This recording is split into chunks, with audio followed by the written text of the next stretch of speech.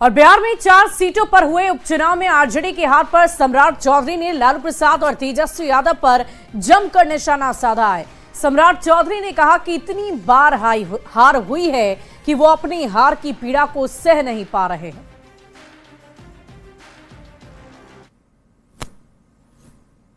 उनके पिताजी हारते हारते लालू प्रसाद जी को नीतीश कुमार जी के नेतृत्व में इतनी हार मिली है कि उस पीड़ा को, दर्द को सह नहीं पा रहे। यहाँ मोदी और नीतीश दोनों की जोड़ी है। एनडीए इसी तरह 2005 से लगातार आरजेडी को हराती रही है और आगे भी हराती है। वहीं मुजफ्फरपुर पहुंचे केंद्रीय मंत्री ललन सिंह ने बड़ा दावा किया है। महाराष्ट्र चुनाव और बिहार के उपचुनाव में मिली जीत से खुश ललन सिंह ने कहा कि अब बिहार विधानसभा चुनाव में महाराष्ट्र की तरह बम्पर जीत होगी। बिहार में एनडीए 220 से अधिक सीटों पर जीत हासिल करेगी। का आगाज है 2025 में प्रचंड बहुमत से फिर बिहार में एनडीए की सरकार बनी और प्रधानमंत्री नरेंद्र मोदी जी सबसे लोकप्रिय नेता हैं। यह साबित हो गया महाराष्ट्र में। वहीं केंद्रीय मंत्री गिरिराज सिंह ने जम्मू कश्मीर में हिंदुओं के घरों को बुलडोजर से उजाड़ने पर नाराजगी जाहिर की।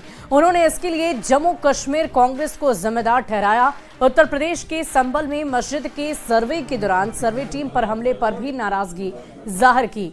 आरोप लगाया कि संबल की घटना में शामिल जिहादी मानसिकता के लोग लोकतंत्र खत्म करना चाहते हैं, जिसका जवाब दिया जाएगा। ये देश के सौहार्द को कांग्रेस की सरकार है वहाँ लेड बाय, भले फारूक अब्दुल्ला उमर अब्दुल्ला मुख्यमंत्री है, लेकिन कांग्रेस की सरकार, कांग्रेस को चाहिए कि तुरंत इस्तीफा करे और नहीं तो इसकी जिम्मेदारी कांग्रेस को पड़ेगी। सर्वे की टीम थी। अगर कानून पर ये हमला है, ये लोकतंत्र पे हमला है, ये भारत पर हमला है, ये देश बर्दाश्त नहीं करेगा, उत्तर प्रदेश बर्दाश्त नहीं करेगा। ये चेतावनी दे रहे हैं गृह युद्ध कराने का। वहीं आरजेडी अध्यक्ष लालू प्रसाद और उनके छोटे बेटे तेजस्वी यादव ने दतिया के शक्तिपीठ में पूजा अर्चना की है। आरजेडी सुप्रीमो लालू प्रसाद, नेता प्रतिपक्ष तेजस्वी यादव आज विशेष विमान से मध्य प्रदेश के लिए रवाना हुए थे। लालू प्रसाद यादव के साथ उनके परिवार के लोग भी शामिल थे।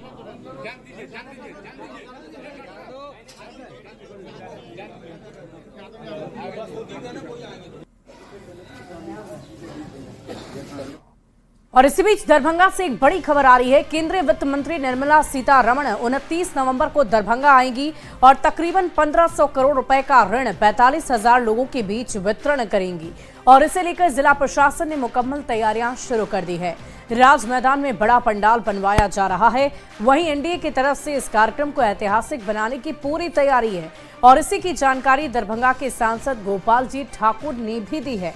उन्होंने ये कहा है कि आजादी के बाद ये पहला मौका है जब देश के वित्त मंत्री दरभंगा पहुंच रहे हैं।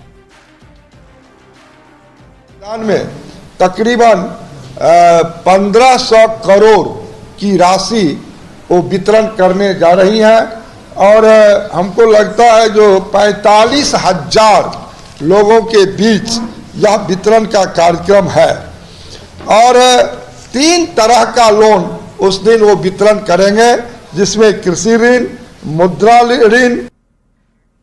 और प्रधानमंत्री नरेंद्र मोदी ने आज मन की बात कार्यक्रम की 116वें संस्करण में एपिसोड में गोपालगंज की लाइब्रेरी का जिक्र कर लिया। प्रधानमंत्री ने कहा कि लाइब्रेरी से समाज में बड़ा बदलाव आ रहा है। उन्होंने कहा कि गोपालगंज में खुले लाइब्रेरी से आसपास के कई शहरों में चर्चा होने लगी है। लाइब्रेरी खुलने से आसपास के 12 गांव के युवा भी पुस्तक पढ़ने के लिए पहुंच रहे हैं।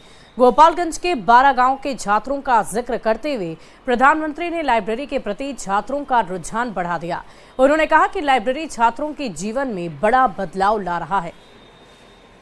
किलोमीटर दूर क्षेत्र से हम लोग आते हैं पढ़ने और यहाँ बैठ कर पढ़ने में अच्छा माहौल होता है। हम लोग घर पर भी पढ़ सकते थे, लेकिन घर पर उतना पढ़ाई अच्छे से नहीं होती, लेकिन यहाँ आते लोग तो हम लोग अच्छे से पढ़ पाते हैं। यहाँ आने से हमको मतलब पुस्तकें मिल जाती है जो हमारे योग्य हैं। सिविल सर्विस की जो तैयारी के लिए जो पुस्तकें हमें मतलब मार्केट से ख़रीदनी पड़ती थी, वो यहाँ मतलब हमें फ्री में प्रोवाइड होती हैं। लाइब्रेरी में बहुत सारे लाभ मिल जाती है, जैसे यहाँ हर तरह की किताबें उपलब्ध हैं कंपटीशन वाला, और यहाँ माहौल ही बहुत ही अच्छा है, शांति है।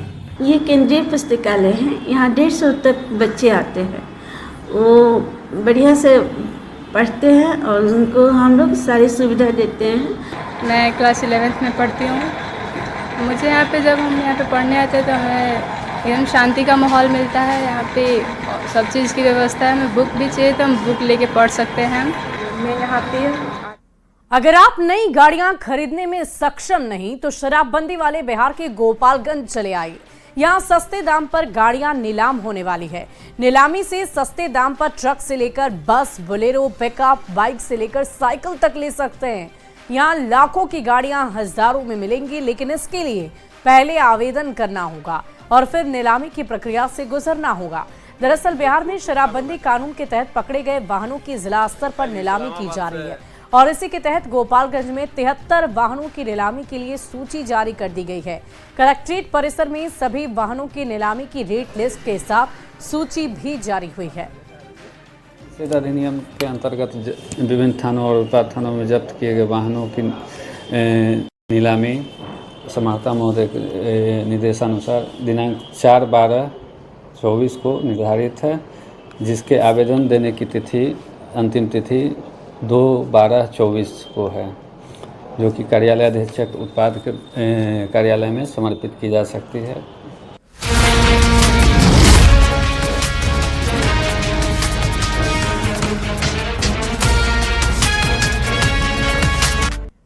और चलिए अब बात करेंगे लॉ एंड ऑर्डर की। औरंगाबाद में सोन नदी के बालू घाटों का डिप्टी सीएम विजय कुमार सिन्हा ने हवाई निरीक्षण किया। डिप्टी सीएम ने कहा कि अब किसी भी हाल में बालू का अवैध उत्खनन नहीं होने दिया जाएगा। विजय सिन्हा ने कहा कि बालू को अब अभिशाप नहीं बनने दिया जाएगा और रोजगार के अवसर भी तलाशे जाएंगे। कि कोई भी अवैध खनन करेगा वो बख्शे नहीं जाएंगे और जो जनून बंदोबस्तधारी है उनको कोई समस्या नहीं होगा। बालू अभिशाप नहीं बनेगा, वरदान बनेगा। पूर्वी चंपारण में भू माफिया पुलिस को भी नहीं छोड़ रहे। मोतिहारी में कलेक्ट्रेट के पीछे जवानों को निशानेबाजी की ट्रेनिंग देने के लिए शूटिंग पॉइंट बनाई गई है। शूटिंग पॉइंट के पास मिट्टी का टीला है ताकि गोली इधर उधर ना जाकर मिट्टी के टीले में धंस जाए और अब भू माफिया इस मिट्टी के टीले को ही काट कर बेच रहे हैं। मोतिहारी एसपी ने इसकी जानकारी मिलने पर शूटिंग पॉइंट का जायजा लिया और इस पूरे मामले की जांच करने के आदेश भी दिए हैं। नगर निगम से बातचीत की जा रही है और भी जो एजेंसी है सबसे बातचीत की जा रही है और कोई ऐसी कोई दिक्कत नहीं है और एक हफ्ते से 10 दिन के अंदर जो हम लोग हैं इसको जल्द शुरू कर दें। समस्तीपुर में बेखौफ अपराधियों का तांडव देखने को मिला है, जहां अपराधियों ने बीती रात पुलिस को खुलेआम चुनौती देते हुए एक ज्वेलरी शॉप से लाखों की लूट कर ली। नगर थाना क्षेत्र के 500 मीटर की दूरी पर यह वारदात हुई। वहीं लूट का सीसीटीवी भी अब सामने आ गया है। सीसीटीवी फुटेज में साफ देखा जा सकता है कि एक एक करके अपराधी ग्राहक के भेष में ज्वेलरी दुकान के अंदर दाखिल होते हैं और फिर दुकान के मालिक और अन्य कर्मियों को पिस्तौल की नोक पर रखकर लूट की वारदात को अंजाम देते हैं। जानकारी के अनुसार करीब 102 डब्बे में रखे कीमती सोने के जेवरात लूटकर अपराधी मौके से फरार हो गए। वारदात के बाद पुलिस महकमे में हड़कंप मच गया। पुलिस ने जल्द ही अपराधियों की गिरफ्तारी का दावा कर दिया है।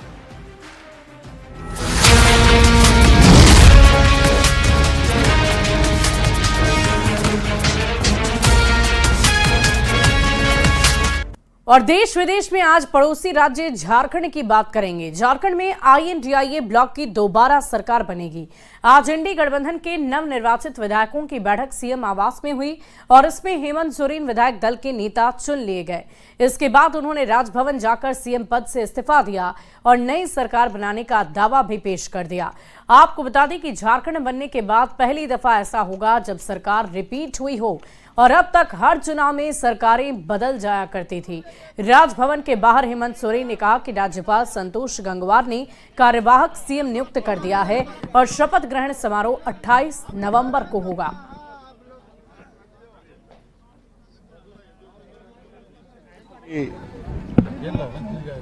कार्रवाई की हम अब तैयारी में लगेंगे। जो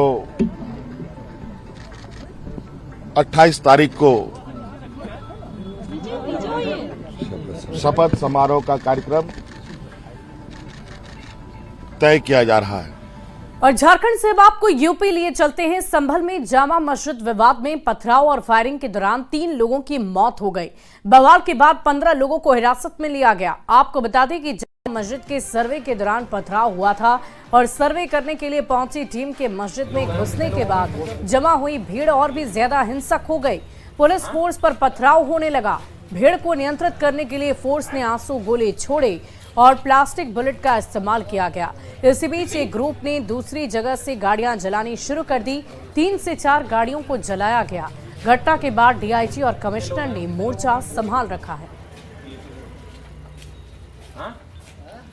आगे स्थिति नियंत्रण में ही रहे, कोई दिक्कत न हो, इसके लिए अभी हम सभी ने रणनीति बनाई है। फोर्स पूरी तरह बाहर से भी बुला ली गई है, सभी जगह फोर्स मौजूद है और हम किसी भी तरीके की घटना इस तरीके की अगर कोई करता है या उकसावे की जो कार्रवाई कर रहा है उसकी भी पहचान कर रहे हैं और उसको भी हम जल्दी ही कानून के दायरे। तो तस्वीरें हम आपको दिखा रहे हैं संभल की, जहां अलग अलग तरीके से कैसे बवाल मचा है वो तस्दीक करती ये तस्वीरें आपको नजर आ रही होगी। बवाल की तस्वीरें, आगजनी, पथराव, आंसू गैस कैसे छोड़े गए वो गोले हम आपको दिखा रहे हैं। इसके साथ साथ लाठियां भी चटकाई गई पुलिसकर्मियों की तरफ से और वहां पर सभी उपद्रवी घेरे गए हैं। आज का सर्वे तो पूरा हुआ, पुलिस का एक्शन भी नजर आया, उपद्रवियों की पहचान भी नजर आई और उसके बाद एक्शन लगातार जारी रहा। संभल में जामा मस्जिद विवाद पर अब सियासत भी काफी तेज हो गई है।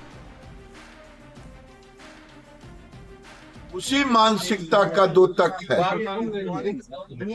कि वो लोकतंत्र को खत्म करके सरिया कानून स्थापित करना चाहते हैं। अगर कानून से कोई कानून के तहत सर्वे की टीम थी, अगर कानून पर ये हमला है, ये लोकतंत्र पे हमला है, ये भारत पर हमला है, ये देश बर्दाश्त नहीं करेगा, उत्तर प्रदेश बर्दाश्त नहीं करेगा। ये चेतावनी दे रहे हैं गृह युद्ध कराने। कांग्रेस की जुबान इस पर चुप रहती है। नहीं, देखिए, हाई कोर्ट को सुप्रीम कोर्ट का संज्ञान लेना चाहिए। जिस तरह से ये डिस्ट्रिक्ट कोर्ट अभी इस तरह के आदेश देने लगे हैं सर्वे कराने का, तो पूरे देश में खुदाई हो, सर्वे ही होता रहे। ये कहीं न कहीं अंत तो होना चाहिए। ये बहुत गलत ट्रेंड है।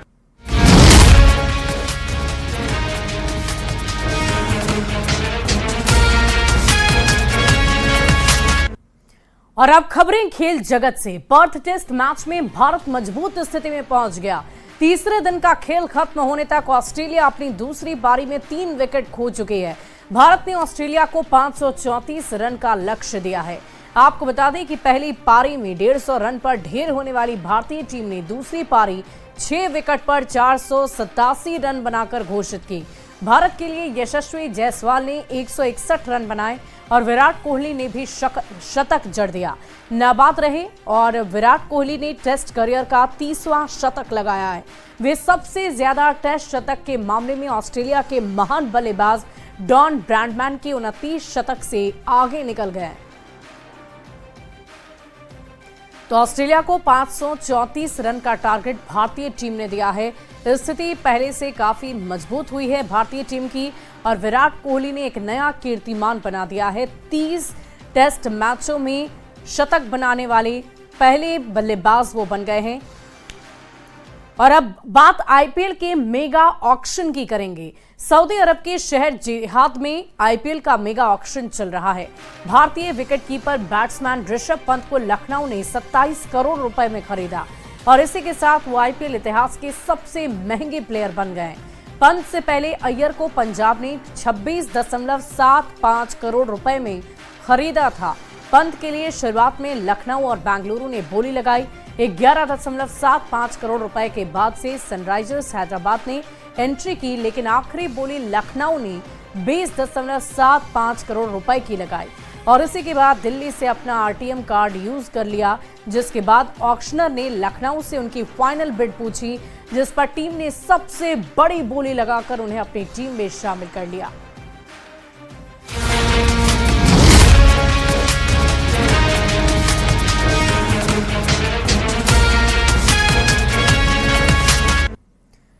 और अब बात कारोबार जगत की करेंगे। भारतीय शेयरों की बिकवाली का सिलसिला लगातार जारी है। विदेशी पोर्टफोलियो निवेशकों ने नवंबर में अब तक 26,533 करोड़ रुपए निकाले हैं। एफपीआई द्वारा जा रही भारी बिकवाली के कारण ही भारतीय शेयर बाजार में पिछले कुछ दिनों से गिरावट आई है। हालांकि शुक्रवार को एफपीआई की बिकवाली के बावजूद भी सेंसेक्स और निफ्टी में जोरदार तेजी से गिरावट देखी गई। साल 2024 में अब तक एफपीआई ने 2.94 लाख रुपए की भारतीय इक्विटी बेची है। विदेशी निवेशक भारतीय बाजार से पैसा निकाल चीन के बाजार में डाल रहे हैं।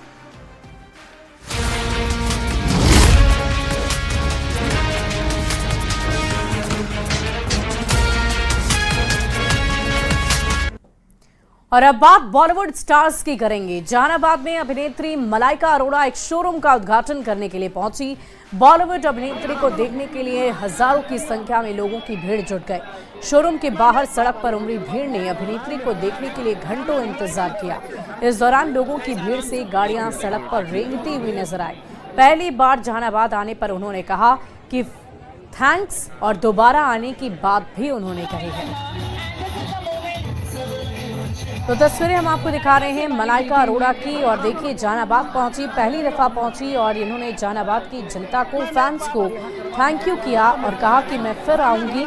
और इन्हें देखने के लिए हजारों की संख्या में लोगों की भीड़ वहां पर मौजूद रही, गाड़ियां रेंगती रही और एक शोरूम के उद्घाटन के लिए पहली दफा वो जहानाबाद पहुंची थी। और यही तस्वीर सामने आई है। देखिए, हजारों की संख्या में लोगों की भीड़ आपको नजर आ रही होगी।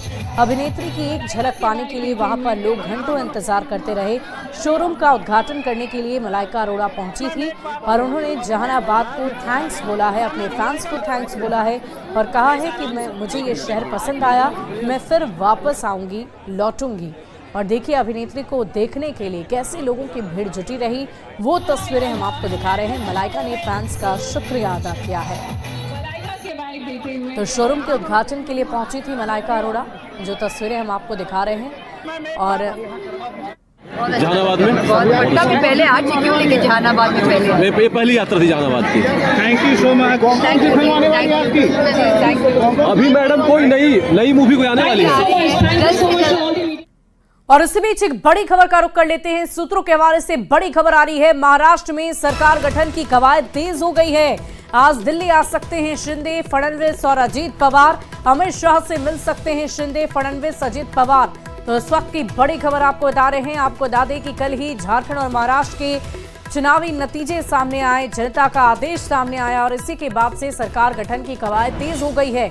इसी सिलसिले में एक तरफ जहां झारखंड में राजभवन की तस्वीरें आपने देखी, तो महाराष्ट्र में सरकार से जुड़ी ये बड़ी खबर आ रही है कि आज दिल्ली आ सकते हैं शिंदे, फडणवीस और अजित पवार। अमित शाह से उनकी मुलाकात हो सकती है। एनडीए की भारी जीत के बाद ये मुलाकात कई मायनों में बहुत ही खास, बहुत ही अहम है।